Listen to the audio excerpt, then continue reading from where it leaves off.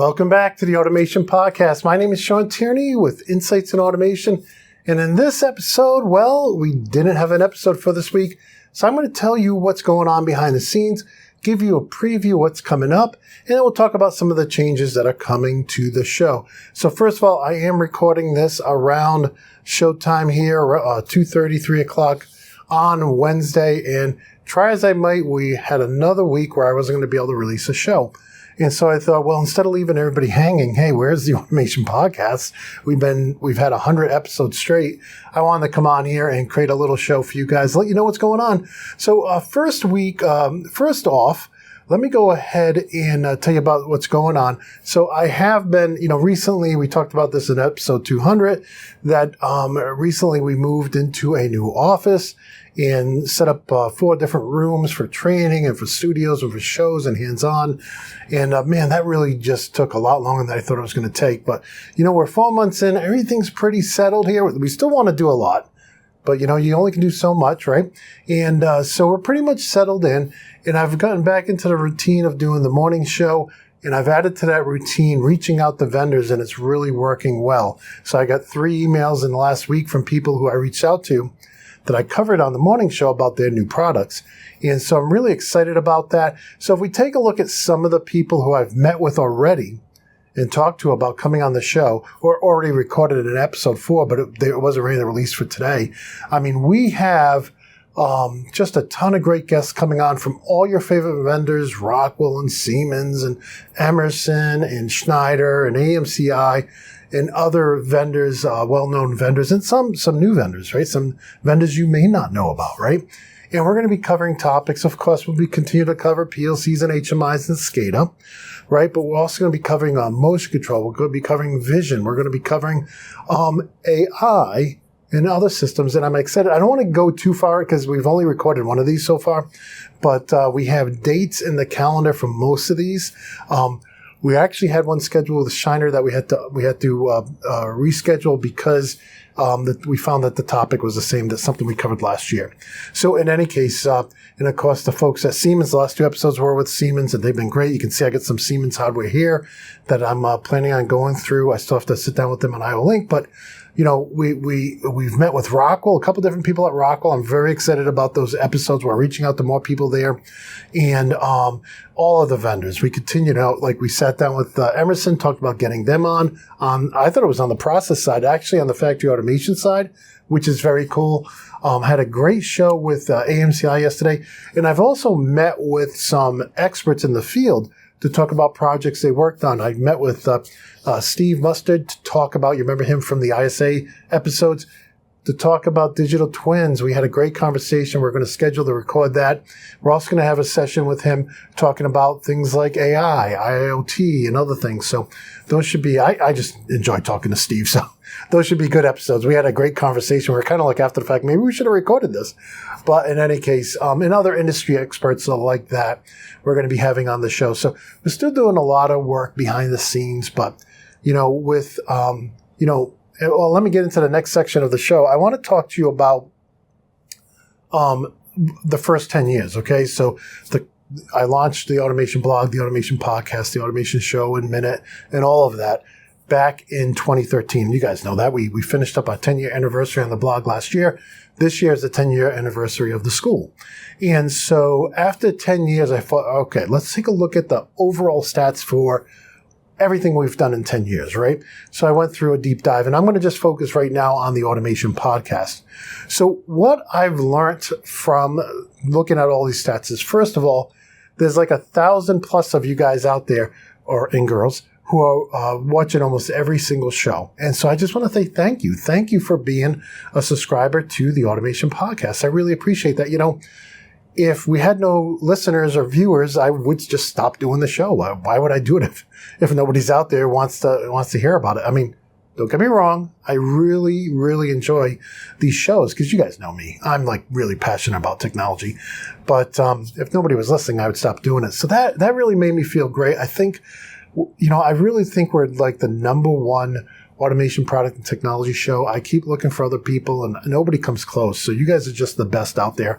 Thank you for tuning in. Now, having said that, what I also learned was that the advertising, okay, so when I started this in 2013, I said, you build an audience, the ad revenue will grow, and then you'll be able to keep doing what you're doing based on ad revenue. So what I learned is, and it could have went either way. I didn't know when I started. I knew this was a possibility. But what I've learned over the last 10 years is there is no advertising revenue.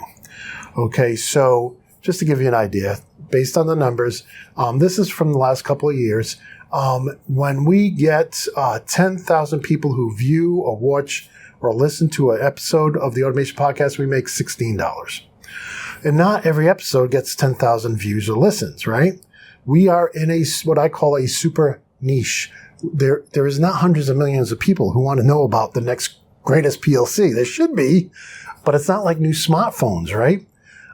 So there's just not enough people out there. And coupled with that, a lot of the vendors don't even advertise. If you look at YouTube and look at people like myself on YouTube, very, very few vendors are advertising out there on this content, right? And so, when you put in 4, 5, 6, 7, 8, a lot of these episodes take 8 hours, soup to nuts, to put together. You can't bring home $16 or $10 or $8. It's not sustainable, right? And I want this company to be sustainable. I want it to last long after I'm gone. The goal here is to really bring you guys quality information. I know nobody's doing it out there, but this is what we need for the future. We need our vendors. They don't have to show up to our plant or do a one-on-one. I mean, there's so many things we're interested in. We need to have all these episodes canned and on the net and available for when we need them. And that's why I see a lot of people going back and looking at older episodes like on Aussie or EtherCat or Profinet or IO-Link because, they don't need it until they need it, right? And so in any case, so we realized, hey, you know what? After 10 years, we can say we cannot make money with ads. And so we had to take a look at that. And when I say we, I mean me. I'm the only employee at Insights and Automation. I did hire my son to come in for a little while and help with the transition of the office and do some Arduino stuff, but it's just me. I'm the only one here. So, I at some point you have to say, you got to stop doing what doesn't work, right? And so we thought about it. But on the flip side, though, we do have a lot of vendors, and you guys have seen it with all the commercial-free episodes we've done. We have a lot of vendors who are like, you know what? I will spend $400 or $500 to get in front of 1,000 automation engineers. That is worth every penny. As a matter of fact, if I could get in front of 1,000 potential customers for the automation school, I would spend $500 every day of the week. I'm that confident in my product. And, you think about it. You guys, you sit there, you listen to this spiel for half an hour. It's probably worth a nickel to the vendor for you to do that, right? And so this is not to make a profit. We don't make a profit when we sponsor them. We're just covering our costs, right? We want to keep the show going. And so we've had a lot of vendors who sponsored us over the years. I think you guys know who they are. And, but there's still probably more vendors out there who have never even been on a podcast. As a matter of fact, you'll see oftentimes when I'm talking about the podcast, I put video in parentheses because a lot of them have never seen Tim Pool or Joe Rogan or what Tucker's doing now. A lot of them don't even know who those people are. They don't know that podcasts are video podcasts these days. I mean, they're great to listen to, but they also are great to watch as well. And so in any case, we're constantly explaining that, hey, it's a video podcast. And, that goes into the rebranding I'm looking at for maybe later this year, depending on finances. But in any case, we have to address those because those people, even though they're not up to speed on the value of sponsoring the show, we still want to have them on, right? They have great products. So in any case, this is what I've decided to do going forward, okay, after looking at all the data. And, for you, if you're listening to the show, right, and if you typically listen to the show, like I know Apple's huge for us. I have iPhones. I have Androids too, but I have iPhones and iPads, and they're huge for us, right? So as the audio audience, they're number one. And then we have Google, we have Spotify, and others that come behind that, right? But in any case, if you're listening on one of those audio platforms, you're not going to see a huge difference. Okay, first of all, though, we may not be able to do one every week, right? So my investment fund, my savings account is empty, okay? So I'm not going to, I can't pull away from paying engagements like teaching or like consulting or like sponsored episodes to do the show, right? If I don't have a sponsor for that week, we may not have it. I'm still trying to do an episode every week, right? But if it comes down to paying the bills or doing an episode, the bills are going to come first. So I think you guys all understand that. I'm not saying anything that's crazy here. That said, for the audio audience, if we are able to do a show every week, you're going to see very little difference. If the episode is not sponsored, you'll hear me pitch some of my courses, right? So I'll be doing ads in them. The only thing you may notice is that I haven't farmed it out to a professional editor, okay? Sometimes I was editing the courses, sometimes other people were editing them, but it takes a couple hours. If you have a 45-minute podcast, it can take 2 hours to edit that, right?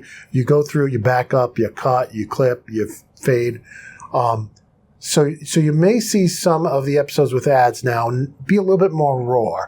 We're going to still try to use, I'm still going to try to use all the tools I can. There's some new tools in Premiere that's supposed to do some of this for me.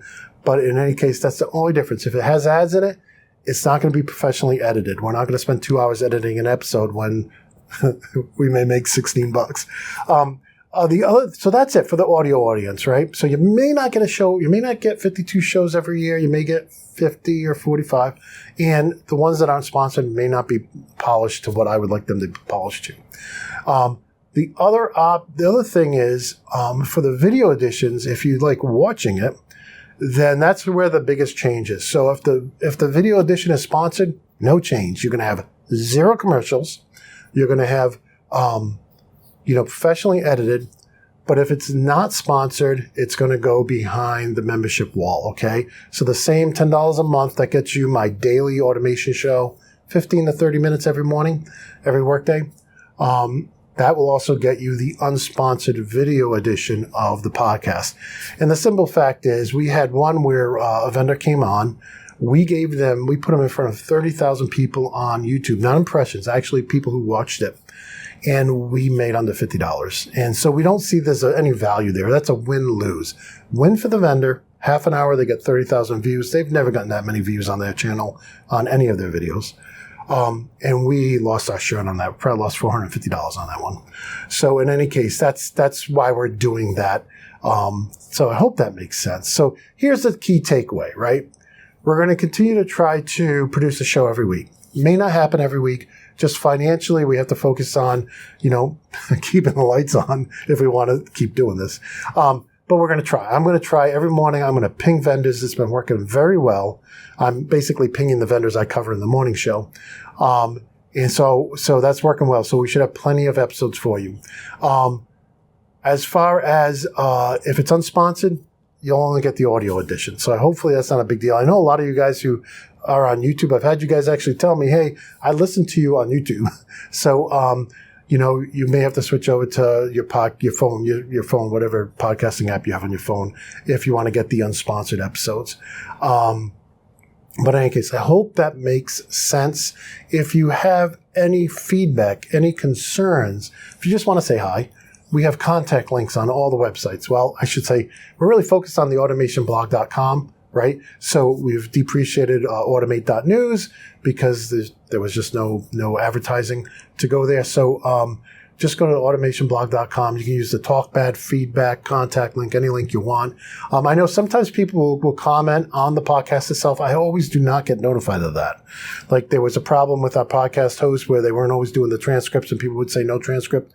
We have no control over that. That's the podcasting platform that we use. So in any case, though, if you want to get directly in contact with me, and feel free to connect with me on LinkedIn. I know everybody wants to follow these days, but you can connect directly with me if you're in automation, and you can talk to me there too. I have some people saying, Shawn, I have a PLC HMI and VFD. Teach me how to set it all up. And I'm like, boy, would I love to. But you get some funny ones on LinkedIn. But in any case, so I'm going to wrap this up. Again, my apologies. We didn't have an episode ready today. We should have one next week. I got a couple recordings going on. I already have one in the bag. So we're really hoping to have one out. We're going to still try to do 52 a year, but if we skip a week, you'll know why now. And again, please feel free to reach out to me with any comments, concerns, suggestions, opinions. And with that, I am going to wrap up now. I want to wish you all a very happy and healthy week. And until next time, my friends, peace.